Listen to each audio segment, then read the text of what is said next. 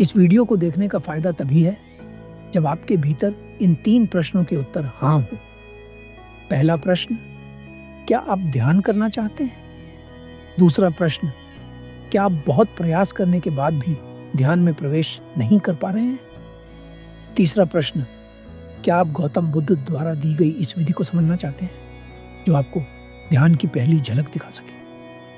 अगर आपके भीतर इन तीनों प्रश्नों के उत्तर हाँ हैं, तो तैयार हो जाइए, क्योंकि ध्यान के विषय में अब तक आपकी जो भी सोच थी वो बदलने वाली है। आइए इस कहानी से समझते हैं। एक बार किसी ने गौतम बुद्ध से पूछा, बुद्ध, मैं ध्यान में प्रवेश कैसे करूं?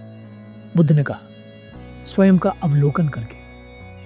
जो व्यक्ति बिना किसी पक्षपात के अपने भीतर देख सकता है, उसे ध्यान की पहली झलक मिलने में ज्यादा समय नहीं लगता।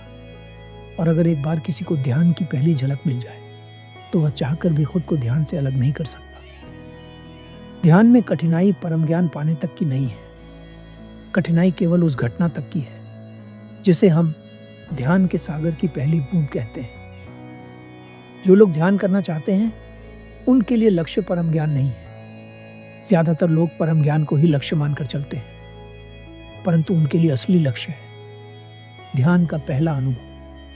क्योंकि अगर किसी ने एक बार ध्यान का स्वाद चख लिया तो यह संभव नहीं कि वह ध्यान करना छोड़ दे। और अगर आप गौतम बुद्ध के द्वारा दिए गए इस सूत्र को समझ गए तो आपको ध्यान का स्वाद चखने में ज्यादा समय नहीं लगेगा। तो चलिए इस सूत्र को गहराई से समझते हैं। बुद्ध कहते हैं, स्वयं का अवलोकन करो। स्वयं का अवलोकन मतलब सेल्फ ऑब्जर्वेशन, या साधारण शब्दों में देखना।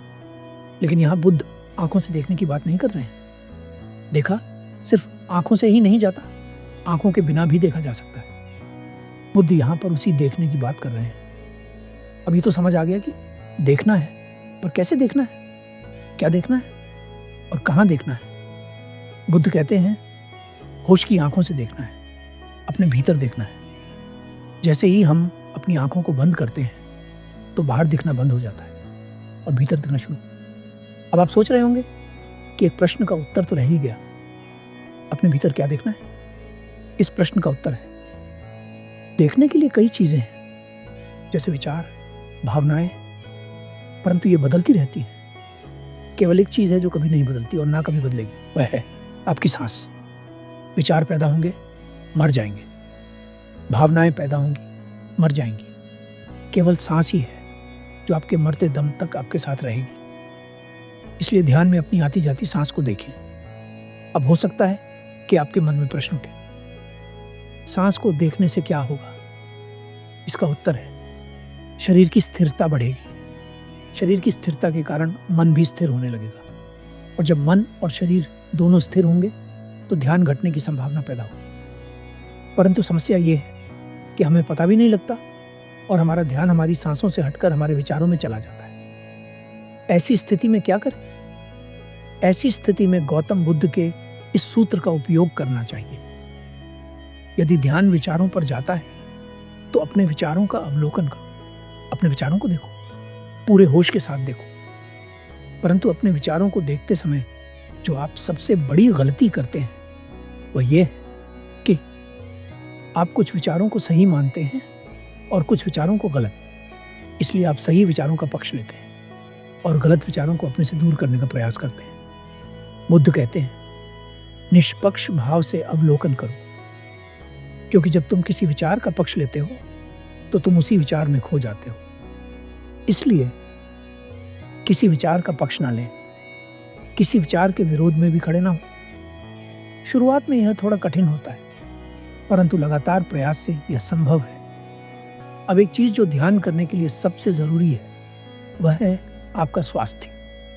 क्योंकि अगर आपका शरीर स्वस्थ नहीं होगा तो ध्यान में आपकी पहली अड़चन आपका शरीर बनेगा। जब सिद्धार्थ परम ज्ञान की खोज में थे तो किसी के कहने पर उन्होंने अपने शरीर को बहुत हानि पहुंचाई थी, जिसका एहसास उन्हें बाद में हुआ।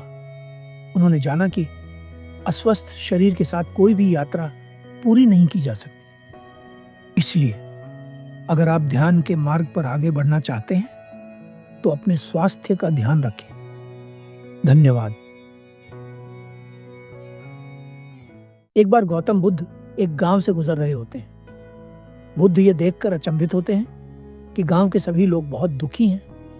बुद्ध गांव वालों से उनके दुख का कारण पूछते हैं। सभी गांव वाले बुद्ध को बताते हैं कि कुछ समय पहले हमारे गांव में एक अकाल पड़ा था, जिसके कारण हमारी सारी फसलें नष्ट हो गईं। अब समय ऐसा आ गया है कि हमारे पास पहनने को कपड़े और खाने के लिए भोजन तक नहीं है, और पास के गांव वाले भी हमारी सहायता नहीं करना चाहते। बुद्ध पास के ही गांव में जाते हैं और सभी गांव वालों को एक जगह पर इकट्ठा होने के लिए कहते हैं। गांव के सभी लोग एक जगह पर इकट्ठा होते हैं। बुद्ध उन लोगों से कहते हैं, तुम्हारे पास के ही गांव के लोग बहुत संकट में हैं, तुम्हें उनकी मदद करनी चाहिए। बुद्ध की बात सुनने के बाद गांव वाले एक एक कर बुद्ध के पास से उठकर जाने लगते हैं, क्योंकि वे दूसरे गांव वालों की सहायता नहीं करना चाहते। एक एक करके सभी लोग बुद्ध के पास से उठकर चले जाते हैं। केवल एक व्यक्ति रह जाता है। वह व्यक्ति एक भिखारी है। बुद्ध उस व्यक्ति को देखकर मुस्कुराते हैं और उसे अपने पास बुलाते हैं। क्या तुम उन लोगों की सहायता करना चाहते हो?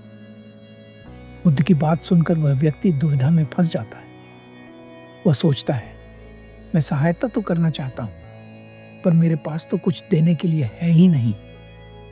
फिर उसे ध्यान आता है कि कुछ दिन पहले ही उसने नए वस्त्र प्राप्त किए थे। फिर वह सोचता है, पर वो तो मैंने अभी पहने हुए हैं, इन्हें मैं कैसे दान कर सकता हूँ? उसका मन दुविधा से भर जाता है। उसे समझ नहीं आता कि वह उन वस्त्रों को दान करे या नहीं। अंत में वह एक निर्णय लेता है। वह सोचता है, संसार में ऐसे बहुत सारे लोग हैं जिनके पास वस्त्र नहीं है, जैसे साधु, सन्यासी। वे बिना वस्त्रों के ही घूमते हैं। अगर उनमें एक मैं भी शामिल हो जाऊं तो कौन सी बड़ी बात हो जाएगी। वह अपने वस्त्रों को उतारता है और उन्हें दान करने का निश्चय करता है। बुद्ध मुस्कुराते हैं और उस व्यक्ति को अपने गले से लगा लेते हैं। वह व्यक्ति दूसरे गांव में जाकर अपने वस्त्रों को दान कर देता है। अब उसके शरीर पर वस्त्र तो नहीं है, पर वह रास्ते में गाता चिल्लाता जाता है और यह कहता रहता है, मैंने अपने आधे मन को जीत लिया, मैंने अपने आधे मन को जीत लिया। अब संभावना है कि मैं अपने पूरे मन को भी जीत लूंगा। उसी रास्ते से राजा और उसके सिपाही भी गुजरते हैं। उस भिखारी की बात सुनकर राजा थोड़ा अचंभित होता है, क्योंकि मन को जीतने का प्रयास तो राजा ने भी सदा से ही किया है। राजा अपने सिपाहियों से कहता है, इस भिखारी को पकड़ कर लाओ। राजा उस भिखारी से पूछता है, तुम यह क्या कह रहे हो?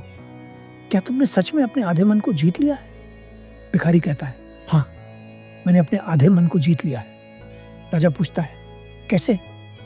भिखारी बताता है, जब बुद्ध ने अकाल से पीड़ित गांव वालों की मदद करने के लिए कहा तो सभी गांव वाले एक एक कर उठकर चले गए, परंतु मैं वहां डटा रहा। मेरे पास और कुछ देने के लिए नहीं था, परंतु मेरे वस्त्र थे जो मैं दान कर सकता था। शुरुआत में मुझे संकोच हुआ। मेरे मन ने कहा कि मुझे दान नहीं करना चाहिए, पर मैंने फिर भी दान कर दिया, और अब जो मैं महसूस कर पा रहा हूं वो बहुत खास है। राजा उस भिखारी की बात सुनकर खुश होता है और उसे इनाम देता है। सवाल देने या लेने का नहीं है, सवाल उस आवाज का है जो बार बार चीख चीख कर आपके भीतर से आपको एक रास्ता दिखा रही है, जो आपको बता रही है कि यह आपके लिए सही है और यह गलत। क्या आप उसे सुन पा रहे हैं?